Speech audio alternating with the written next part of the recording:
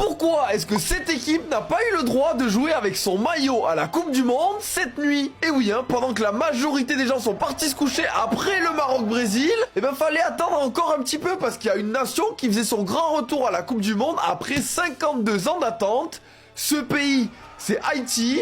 Et du coup, ils n'ont pas eu le droit de jouer avec leur maillot. Alors, qu'est-ce que c'est encore que cette histoire? Le mieux, c'est qu'on aille voir directement sur place. Mais juste avant, on a activé le mode Coupe du Monde. Donc surtout, oublie pas de t'abonner. Les Haïtiens, ça fait super plaisir de les revoir. Ça reste une petite nation, hein, quand on parle de foot, mais qui est quand même 84e du classement FIFA. Et qui, surtout, connaît un contexte super compliqué en ce moment. Sur l'île, hein, partagée avec la République Dominicaine, la situation est décrite comme cataclysmique par certains médias. La crise politique ne faiblit pas depuis maintenant plus de 2 ans, et ça explique pourquoi la sélection n'a pas pu jouer le moindre match à domicile dans les qualifications pour la Coupe du Monde. Et malgré tout ce contexte qui joue en leur défaveur, ils ont réussi à se qualifier, et en plus ils ont sorti un gros match cette nuit face à l'Écosse. Mais juste avant le début du mondial, leur équipementier Saeta, qui est une marque colombienne que je connaissais pas, mais qui visiblement aime beaucoup l'IA.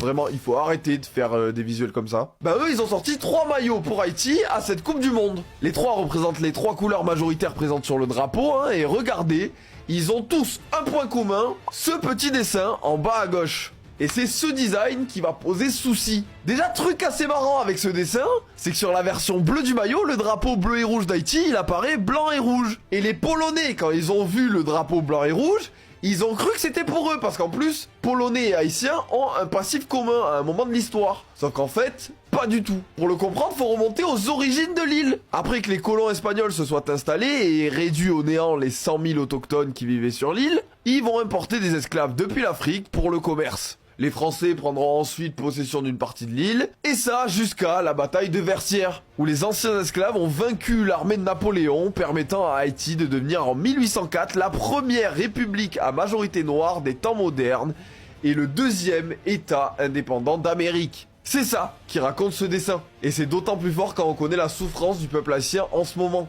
Mais non du coup, hein, parce que la FIFA a estimé que c'était un message politique, donc interdiction de jouer avec ce maillot.